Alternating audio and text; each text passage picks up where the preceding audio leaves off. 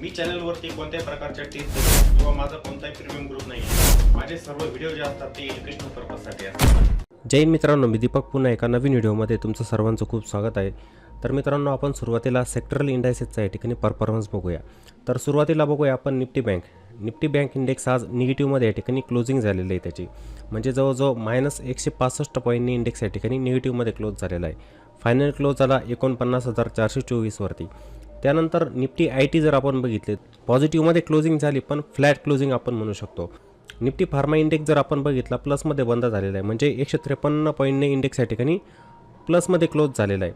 Nifty auto index या ठिकाणी प्लसमध्ये बंद झालेला आहे, म्हणजे जवळजवळ 253 पॉईंटने वरती क्लोज झालेला आहे, म्हणजे 1.25% आसपास इंडेक्स या ठिकाणी वरती होता. त्यानंतर निफ्टी फायनान्स जर आपण बघितला तर त्याची पण क्लोजिंग या ठिकाणी प्लसमध्ये चाललेली, 32 पॉईंटने प्लसमध्ये बंद झालेला आहे. त्यानंतर निफ्टी FMCG 250 पॉईंटने या ठिकाणी आपल्याला वरती दिसते. मग आजच्या दिवशी या ठिकाणी निफ्टी फार्मा, निफ्टी ऑटो आणि निफ्टी FMCG यांचा सपोर्ट थोडाफार आपल्या निफ्टी 50 इंडेक्ससाठी होता, ठीक आहे. नाहीतर निफ्टी बँक इंडेक्स बघा, त्याची क्लोजिंग ही निगेटिव्हमध्ये झालेली, एवढा काही खास सपोर्ट बँकिंग सेक्टरचा नव्हता आजच्या दिवशी. त्यानंतर आपण निफ्टी 50मधील टॉप गेनर बघूया. निफ्टी 50मधील टॉप गेनर जर बघितले आजच्या दिवशी आपण, तर BPCL स्टॉकमध्ये चांगली तेजी येताना आपल्याला दिसली. 635.35 वरती क्लोजिंग आलेली त्याची, आणि जवळजवळ 4.61% BPCL आजच्या दिवशी वरती होता. त्यानंतर पॉवर ग्रीड बघा, क्लोजिंग 313 वरती आलेली आणि 3.71% हा स्टॉक वरती होता. त्यानंतर एशियन पेंट याची क्लोजिंग बघा 2968 आणि जवळजवळ 3.25% हा स्टॉक वरती होता. तर एशियन पेंटला पण आपण गेल्या काही दिवसांपासून वॉच करतोय, त्याचं स्ट्रक्चर बघतोय प्राईसचं, कारण की त्याच्यामध्ये आपल्याला ॲक्युमुलेशन होताना दिसत आहे. आणि आज चांगल्या प्रकारचा ब्रेकआउट या एशियन पेंटने पण दिलेला आहे. तर येणाऱ्या दिवसांमध्ये पण हा स्टॉक आपल्याला 3000 ते 3025च्या लेवल पण दाखवू शकतो. आजच्या दिवशी एशियन पेंटमध्ये पण चांगल्या प्रकारची बाईंग झालेली. त्यानंतर टाटा मोटर बघा, त्याचा पण फायनल क्लोज 1028 वरती आलेला आहे आणि 2% वरती क्लोजिंग आलेली आहे. त्यानंतर बजाज ऑटो या स्टॉकचा पण क्लोज 9086 वरती आलेला आहे आणि हा पण स्टॉक 2% वरती क्लोज झालेला आहे. त्यानंतर आपण निफ्टी 50मधील टॉप लुजर बघूया. तर निफ्टी 50मधील टॉप लुजर कोणते होते? कोटक बँक होते बघा. कोटक बँकमध्ये पण जवळजवळ आपल्याला 3% आसपास सेलिंग बघायला मिळाली, म्हणजे निगेटिव्हमध्ये स्टॉक या ठिकाणी क्लोज झालेला आहे. त्यानंतर टाटा कन्झ्युमर हा पण जवळजवळ 1.5% खाली बंद झालेला आहे. त्यानंतर भारती एअरटेलची पण निगेटिव्ह क्लोजिंग आजच्या दिवशी 1.25%ने स्टॉक खाली बंद झालेला आहे. त्यानंतर ॲक्सिस बँक बघा, ती पण निगेटिव्हमध्ये क्लोज झालेली आहे. त्यानंतर HDFC लाईफ हा पण स्टॉक निगेटिव्हमध्ये क्लोज होताना दिसतो. त्यानंतर आपण निफ्टी 50 इंडेक्समधील काही महत्त्वाचे लेवल बघणार. आपण डेली टाईम फ्रेममध्ये पण बघणार लेवल, त्यानंतर आपण 5 मिनिटांमध्ये पण बघणार. तर आजच्या दिवशी निफ्टीचा फायनल क्लोज जो आला आहे 22,648 वरती आलेला आहे. पॉझिटिव्हमध्येच बंद झालेली, निगेटिव्ह नाही आहे. म्हणजे आजच्या दिवशी आपल्याला एक रेंज बाउंड सेशन बघायला मिळालं होतं, ठीक आहे.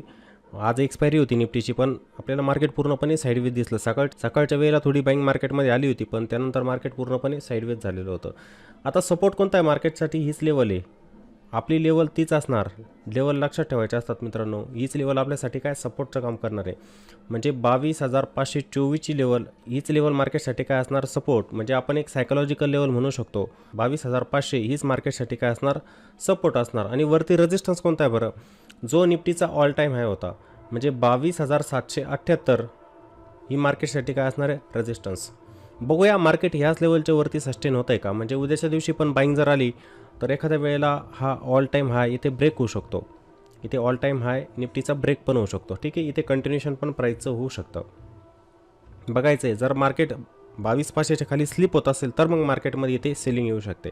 हे प्राईसचं स्ट्रक्चर जर आपण बघितलं तर आपल्याला इथे निफ्टी बुलिश दिसते.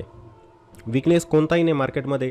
आपण प्राईजला फॉलो करायचं असतं, आपण ट्रेंडला फॉलो करायचं असतं. हे स्ट्रक्चर असं बनलं आहे मित्रांनो, यावरून असं समजतं आहे की निफ्टी आपली बुलिश आहे. इथे फॉलो अप बाईंग पुन्हा येऊ पण शकते. आजच्या दिवशी बँकिंग सेक्टरचा सपोर्ट नव्हता.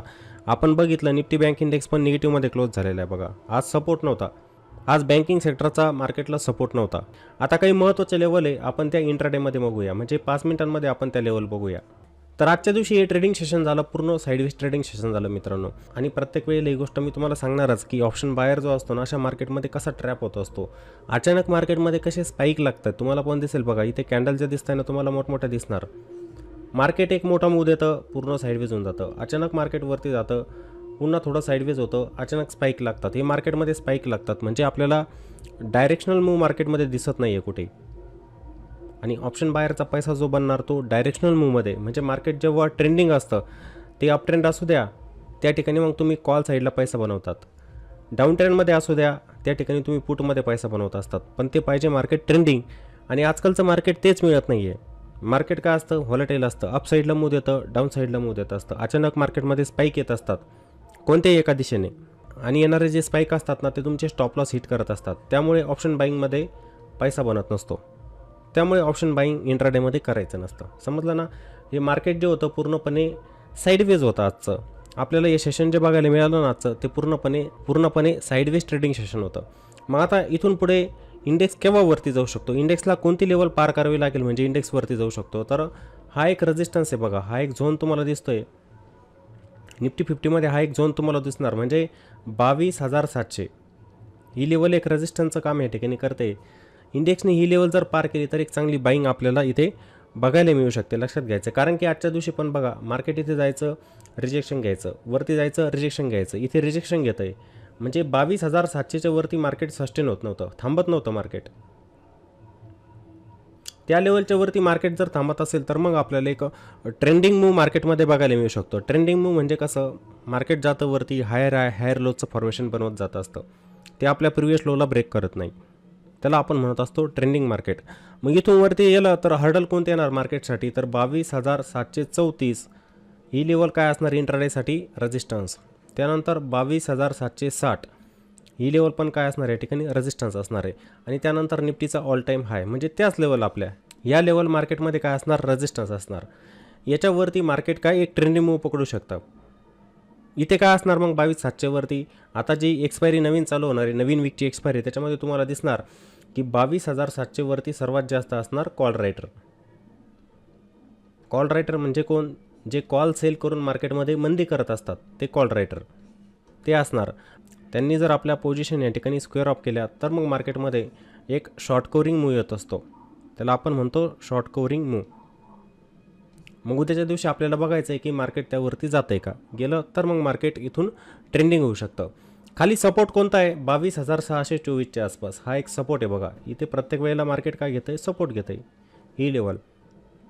ही लेवल मार्केटसाठी सपोर्ट असणार म्हणजे 22,600 ते 624 आपण हा एक झोन पकडूया. हा एक झोन असणार 22,600 ते 22,624, 22,600 ते 22,624 हा एक सपोर्ट एरिया असणार. मार्केट जर ह्या लेवलच्या खाली जात असेल मग मार्केटमध्ये इथे पुन्हा येऊ शकते सेलिंग, म्हणजेच एक प्रकारे ही काय झाली रेंज तयार झाली. कोणती रेंज 22,600 ते 22,700 ही 100 पॉईंटची मार्केटसाठी काय झाली रेंज झाली. या रेंजच्या बाहेर जेव्हा निघणार मार्केट तेव्हाच कुठे एक ट्रेंडिंग येऊ शकतो. मग इथे ब्रेकआउट पण बघायला मिळू शकतो आपल्याला किंवा इथे ब्रेकडाऊन पण बघायला मिळू शकतो. ब्रेकआउट दिला तर मार्केट इथून वरती जाऊ शकतं, ब्रेकडाऊन जर दिला 22,600च्या खाली जर मार्केट थांबलं तर मार्केट इथून खाली पण जाऊ शकतं.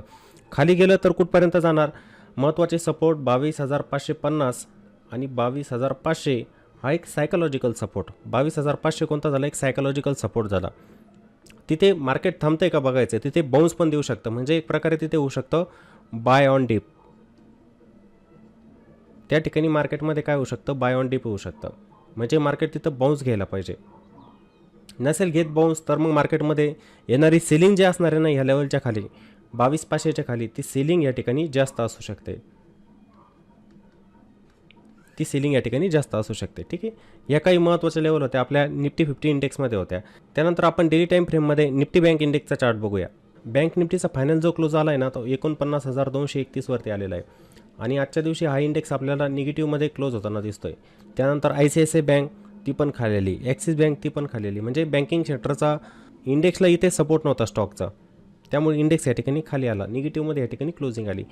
पण इंडेक्समध्ये आता एक लेवल सपोर्टचं काम करते. हा जो स्विंग तुम्हाला दिसतोय जिथून मार्केट वरती गेलेलं होतं आणि एक रिट्रेसमेंट या ठिकाणी घेतलं होतं, रिजेक्शन घेतलेलं होतं, ठीक आहे, एक रेजिस्टन्स मार्केटने इथे तयार केलेलं होतं. ही लेवल आता इथे काय बनणार आहे, सपोर्ट, म्हणजे रेजिस्टन्स आहे तो नंतर या ठिकाणी सपोर्टचं काम करत असतो.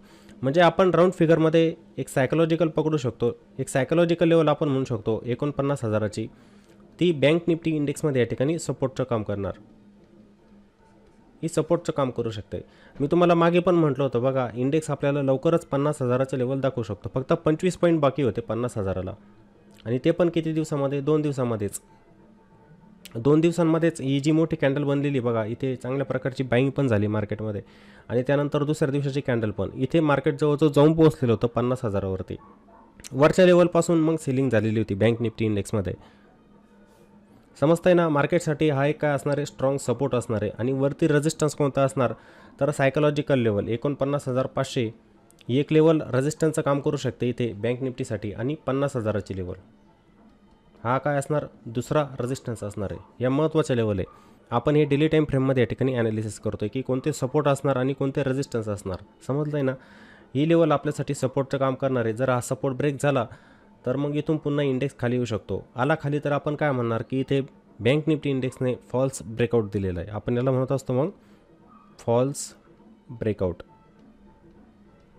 समजलं तुम्हाला. आता इथे बँक निफ्टी इंडेक्समध्ये पण डेली टाईम फ्रेममध्ये महत्त्वाचे लेवल समजलेले असतील. आणि जेव्हा पण तुम्ही स्टॉक मार्केटमध्ये काम करत असतात, इंट्राडेमध्ये तर काम करायलाच नको, पोझिशनली मार्केटमध्ये आपण चाललं पाहिजे. तुम्हाला माहिती आहे दिवसभरामध्ये मार्केटमध्ये किती उतार चढाव होत असतात, इंडेक्समध्ये किती उतार चढाव होत असतात, तिथे बहुतेक जणांचे स्टॉपला हिट होत असतात. त्यामुळे जेव्हा पण काम करायचं असतं आपण पोझिशनली करायचं असतं. एखादा स्टॉक तुम्ही बाय करताय त्याला स्विंग ट्रेडिंगसाठी बाय करत चला, त्याच्यामध्ये स्विंग ट्रेडिंग करत चला. तुम्ही एखाद्या इंडेक्समध्ये काम करताय, ऑप्शन ट्रेडिंग करताय, त्याला हेज करा. हेज केल्याने काय होतं असतं, प्रॉफिट भले थोडं कमी बनतं तुमचं, पण तिथे काय होतं असतं, तुम्ही सेफ असतात. मार्केटमध्ये जे उतार चढाव होत असतात त्यापासून तुम्ही वाचतात. जसं तुम्ही आता BTST केलं, एखादा कॉल ऑप्शन 800 बाय केला आणि त्याला ओव्हरनाईटमध्ये होल्ड केलं. मार्केट जर दुसऱ्या दिवशी 500 पॉईंटने गॅप डाऊन ओपन झालं आणि तुम्ही एखादा कॉल बाय केलेला आहे, नुकसान जास्त होणार तुम्हाला. पण तेच जर तुम्ही हेज केलेलं असेल तर तुमची लिमिटेड रिस्क असते त्या ठिकाणी. त्यामुळे नेकेड ऑप्शन बाईंग पण मार्केटमध्ये तुम्ही करायलाच नको. आणि जेव्हा पण करायची असेल, समजा तुमची टेक्निकलवरती जास्त मजबूत पकड आहे, तुम्हाला टेक्निकल समजतात, पण मार्केटमध्ये काही पण होत असतं इंट्राडेमध्ये, पण तरी पण तुम्हाला जर करायचं असेल तर मग तुम्ही स्टॉप लॉसचा वापर केला पाहिजे. तुम्ही स्टॉकमध्ये पण काम करतात, इंडेक्स ऑप्शनमध्ये करतात, स्टॉक ऑप्शनमध्ये पण करतात, तुम्ही स्टॉप लॉसचा वापर करायचा असतो. मनामध्ये कधी स्टॉप लॉस पकडायचं नाही की मी एवढीच यामध्ये रिस्क घेणार आणि मनामध्ये पकडतो. तर मित्रांनो, मार्केटमध्ये अचानक स्पाईक लागतात वरच्या साईडला किंवा खालच्या साईडला, मग तिथे होणारं नुकसान तुमचं जास्त असू शकतं. आणि तेच मार्केट कंटिन्युअसली खाली येत गेलं तर ते तुम्हाला अजून नुकसान देणार. त्यामुळे स्टॉप लॉसचं नक्की तुम्ही पालन करायचं असतं. स्टॉक मार्केटमध्ये छोटी रिस्क घ्या आणि प्रॉफिट जास्त बनवण्याचा प्रयत्न करा. समजलं. तर माझ्या मते तुम्हाला सेक्टर इंडायसेसचा परफॉर्मन्स, त्यानंतर निफ्टीमधल्या काही महत्त्वाचे लेवल, बँक निफ्टीमध्ये काही असलेले महत्त्वाचे लेवल समजलेले असतील. आणि मित्रांनो, जर व्हिडिओ आवडलेला असेल तर व्हिडिओला नक्की लाईक करायचं आहे. व्हिडिओला कॉमेंट पण करा. कॉमेंटची संख्या फार कमी झालेली, कॉमेंट पण करत चला आणि व्हिडिओला जास्तीत जास्त शेअर पण करत चला. चला तर मग पुन्हा भेटू एका नवीन व्हिडिओमध्ये. जय हिंद.